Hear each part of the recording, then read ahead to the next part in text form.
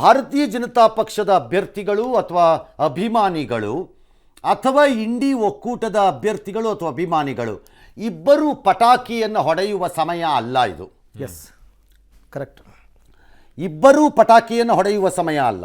Nail biting finishing ಆಗ್ಬಿಡುತ್ತೆ. ಹಾಂ, ಯಾಕಂದರೆ ಯಾರೇ ಒಬ್ಬರು ಉಸ್ಸಾ ಅಂದ್ಕೊಂಡು ಉಸಿರಾಡಿಕೊಂಡು ಸರ್ಕಾರವನ್ನು ರಚನೆ ಮಾಡಬೇಕು ಅನ್ನೋ ನಿರ್ಧಾರ ಮಾಡಲಿಕ್ಕೂ ಇನ್ನೂ 1.5-2 ಗಂಟೆ ಕಾಲ ಬೇಕು. ಹೌದು. NDA ಹೆಂಗೋ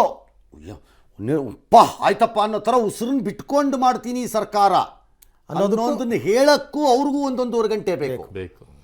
ಇನ್ನು INDIAಗೆ ಕೆಡವೇ ಬಿಡ್ತೀವಿ NDAನ ನಾವು ಈ ಸರಿ 295 ರೇಂಜಿಗೆ ಬಂದು ಬಿಡ್ತೀವಿ ನಾವು ಅಂತ ಹೇಳಕ್ಕೂ ಅವ್ರಿಗೂ ಟೈಮ್ ಬೇಕು. ಸದ್ಯದ ಪರಿಸ್ಥಿತಿನಲ್ಲಿ ಈ ಕ್ಷಣದ ಸುತ್ತುಗಳಲ್ಲಿ ಬಂದಿರುವ ರಿಸಲ್ಟ್ಗೆ ಹೇಳ್ತಾ ಇದ್ದೀನಿ, NDA 275ರಿಂದ ನಾವು ಕೆಳಗಿಳಿಯಲ್ಲ ಅನ್ನೋ ವಿಶ್ವಾಸದಲ್ಲಿ ಮುಂದೆ ಸಾಗಬೇಕಷ್ಟೇ. ಹೌದು, ಬಹುಮತಕ್ಕಿಂತ ಕೆಳಗಡೆ ಹೋಗಲ್ಲ ಅಂತ. ಯಾಕಂದ್ರೆ ಇನ್ನು 20 ಸೀಟ್ ಬೀಳ್ಬೇಕಾಗತ್ತಾಗ ಅವರು ಕೆಳಕ್ಕೆ, ಅಲ್ವಾ? ಓಕೆ. ಆದರೆ INDIAಗೆ ಇನ್ನೂ ಹೆಚ್ಚು ಕಡಿಮೆ 50 ಸೀಟ್ ಬೇಕು ಅಡಿಷನಲ್. ಅದರ್ಸ್ ಕಂಪೇರ್ ಮಾಡ್ಕೊಂಡ್ರು ಒಂದು 20-30 ಸೀಟ್ 50 ಸೀಟ್ ಬೇಕು ಅವ್ರಿಗೆ.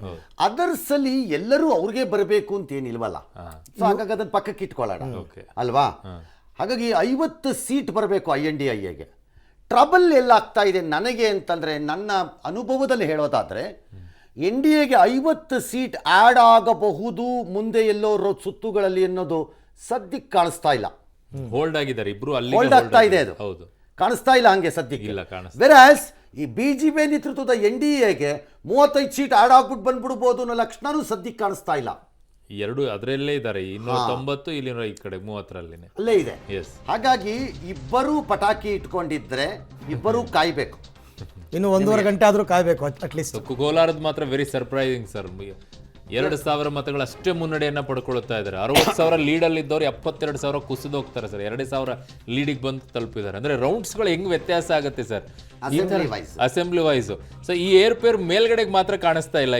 ಇಲ್ಲಿ ಕ್ಷೇತ್ರಗಳಲ್ಲಿ, ಕರ್ನಾಟಕದಲ್ಲಿ ಮಾತ್ರ ಈ ಕೆಲವು ಕ್ಷೇತ್ರಗಳಲ್ಲಿ ನಾನು ಇದನ್ನ ಕಂಪೇರ್ ಮಾಡ್ಕೊಡ್ತೀನಿ. ಹಂಗಾರೆ ಹೇಗೆ ಸರ್, ಇಲ್ಲಿ ಹೇಗೆ ನೀವು ಕೋಲಾರದಲ್ಲಿ 72,000 ಇದ್ದಿದ್ದು 2,000 ಇಳೀತು JDS ಅಂತ ಅನ್ಕೋತಾ ಇದ್ದೀರೋ, ಆ ಥರ ಭಾರತದ ಯಾವ್ಯಾವುದೋ ರಾಜ್ಯಗಳಲ್ಲಿ ಯಾವ್ಯಾವುದೋ ಸೀಟ್ಗಳಲ್ಲೂ ಹಾಗೆ ಆಗತ್ತೆ.